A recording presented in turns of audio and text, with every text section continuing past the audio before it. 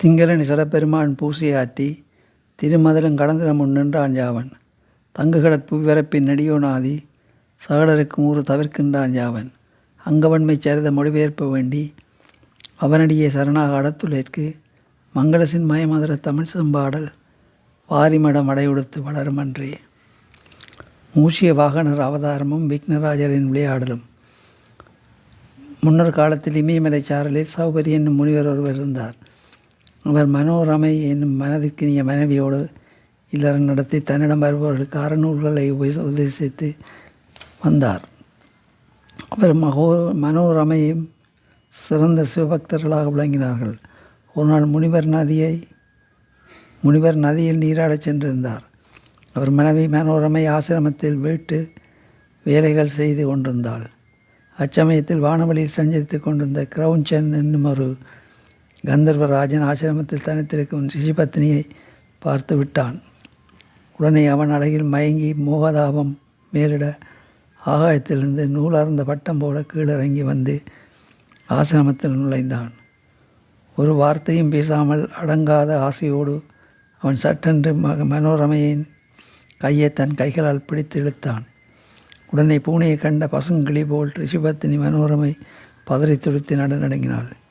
பிறகு தன் கற்புள்ளத்தில் மூண்ட கோபாக்தினால் யானை மீது பாயும் சிங்கத்தைப் போல வெகுண்டு சீறி அட பாவி, என் கணவர் இல்லாத சமயத்தில் இங்கு வந்து என் கையை பிடித்து கூடிக்குழாவெழுக்கிறாயே, என் கரத்தை உடனே விட்டுவிடு, இல்லாவிட்டால் உன்னை இந்த நிமிஷமே சாம்பலாக்கி விடுவேன் என்று கோபத்துடன் சீறினாள்.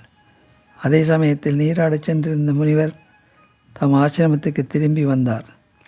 தம் பத்தினியின் கையை கிரௌஞ்சன் விற்பதை பார்த்தவுடன் ஆத்திரம் பொங்கி அவர் விழிகளில் அனற்பொடி பார்த்து புருவங்கள் நெறிய உதடுகள் துடிதுடிக்க அவர் கூறினார், அடதுஷ்டனே, ஒரு குற்றமும் அறியாத என் மனைவியை நீ கரம் பற்றி இழுக்க வேண்டிய காரணம் என்ன?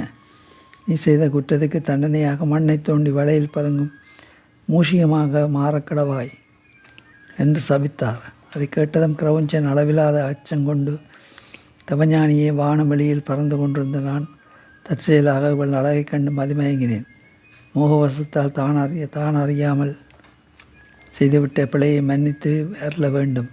எனக்கு தாங்களிட்ட சாபத்தை நீக்கி உதவ வேண்டும். இனி தங்கள் திருவடிகளில் அடியேன் சரணம் என்று முனிவரின் திருவடிகளில் சாஷ்டாங்கமாக விழுந்து நமஸ்கரித்தான்.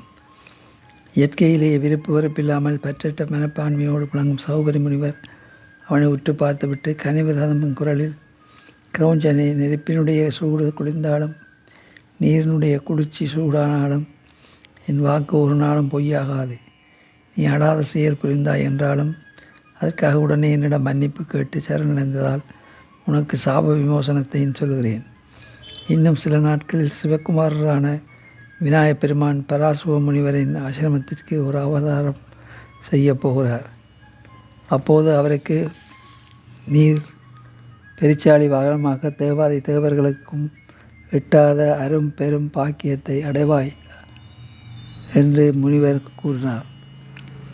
அந்த கணமே கிரௌஞ்சன் பெரியதொரு மலைபோல் பெருஞ்சாலியாக மாறி உலகமெங்கும் மூஷிகமாகிய திரிந்து கொண்டிருந்தான். இப்படி இருக்கும்போது ஒரு நாள் தெய்வேந்திரனின் சபைக்கு நாரத முனிவர் சென்றிருந்தார். அவரை இந்திரன் முகமலர்ச்சியுடன் எதிர்கொண்டு வரவேற்று வணங்கி மிகவும் உபசரித்தான். கலகப்பிரியரான நாரத முனிவர் மனமகிழ்ந்தவர் போல் புன்சிரிப்பு பூத்து, தேவராஜனே, பூலோகத்தில் நான் ஒரு அதிசயத்தை பார்த்தேன். அதை உன்னிடம் சொன்னால் உனக்கும் தேவர்களுக்கும் நன்மையாக இருக்குமோ என்று நினைத்தே உடனே இங்கு வந்தேன். அந்த பூலோக அதிசயத்தை சொல்கிறேன், கேள். பூலோகத்திலே இமயமலைக்கும் விந்திய மலைக்கும் இடையில் ஏகவதி என்ற ஒரு நகரம் இருக்கிறது. அந்த நகரத்து அரசனான அபிநந்தனன் இப்போது மாபெரும் யாகம் ஒன்றை செய்ய துவங்கி இருக்கிறான். அந்த யாகத்திற்கு உன்னை குறிக்காமல் உனக்குரிய சொர்க்கலோகம் போகங்களை அனைத்தையும் தானே அடைய வேண்டும் என்று குறித்தே அந்த யாகத்தை நடத்துகிறான். அந்த யாகத்தை நடத்தி முடிச்சு மகரிஷிகளும் வந்திருக்கிறார்கள். இந்த கணத்திலேயே இந்த பூலோக மன்னனை நீ வென்றடக்கி அவன் யாகத்தை அழித்து விட வேண்டும். இல்லாவிட்டால் யாகத்தின் முதல் நாளிலேயே உன் பதவியை நீ இழக்க நேரிடும் என்று சொல்லிவிட்டு போனார். தேவேந்திரன் பெரிதும் மனம் கலங்கி இதற்கு என்ன செய்வோம் என்று சிந்தனை செய்தான். தனக்கும் சந்திரனுக்கும் பிரமனுக்கும் அவிர்ப்பாகம் கொடுக்காமல் யாரும் எந்த யாக காரியமும் செய்யக்கூடாது என்று வேத சாஸ்திரங்களில் சொல்லி இருக்க, இப்போது அந்த விதிமுறையிலிருந்து தவறி யாகம் செய்ய போகும் அபிநந்தராஜனை அழிக்க வல்லவன் காலரூபியேதான் என்று தெய்வேந்திரன் தன் மனதால் அவனை நினைத்தவுடன் காலரூபியே இந்திரனுக்கு முன்னால் தோன்றினான். காலரூபியே, நீ பல உருவங்கள் எடுத்து இந்த கனவே பூலோகம் சென்று என் பதவியை பறிப்பதற்காக யாகம் செய்ய போகும் அபிநந்தன் ராஜனை வென்று ஒழித்து அவன் செய்ய போகும் யாகத்திற்கும் பலவித இடையூறுகளை ஏற்படுத்தி அடியோடு நாசம் செய்து விடு என்று தெய்வேந்திரன் அவனிடம் கூறினான். இந்திரனின் கட்டளையை மேற்கொண்ட காலரூபி பலவிதமான விசித்திர உருவங்கள் எடுத்து அளவு கடந்த ஆத்திரத்தோடு பூலோகத்தை அடைந்தான். அங்கே அபிநந்தனன் ராஜனுடைய யாகசாலையிலே மிகுந்த அட்டகாசத்துடன் நுழைந்து யாகத்திலிருந்து சேகரித்து வைக்கப்பட்டிருந்த பண்டங்களை எல்லாம் துவம்சம் செய்து யாகசாலையை உருவில்லாமல் அழித்து புழுதிமேடாக்கினான். அவனை எதிர்க்க வந்த அபிநந்தனையும் யாகத் தலைவர்களையும் கொன்று அங்கு வந்திருந்த மற்றவர்களையும் அழித்துளித்தான். இத்துடன் அவன் விட்டுவிடவில்லை. பல திசைகளினால் வர காலாக்கினி போல பாய்ந்து சென்று பூலகில் எங்கெங்கு யாகங்கள் நடைபெறுகிறதோ அங்கெல்லாம் யாகம் நடத்த முடியாதபடி அவைகளை அழித்து சிலரை வெவ்வேறான உருவங்களாலும் சிலரை உருவமில்லாமலும் அரூபமாகவும் தாக்கி நாசம் செய்து கொண்டே வந்தான். அவனால் துன்பத்திற்கு ஆளான முனைவர்கள் அனைவரும் ஓரிடத்தில் ஒன்றாக திரண்டு அனைத்தையும் படைக்கவும் துடைக்கவும் வல்லவரான விநாயகமூர்த்தியை துதித்து தங்கள் துயரங்களை எடுத்து சொல்லி முறையிட்டார்கள். அவர்களிடம் கருணை கொண்ட விநாயகப் பெருமான் ஒரு குறுவடிவம் தாங்கி அவர்கள் எதிரில் காட்சியளித்து, முனிசிரேஸ்வரர்களே, உங்கள் கவலையை இன்றோடு விட்டுவிடுங்கள்.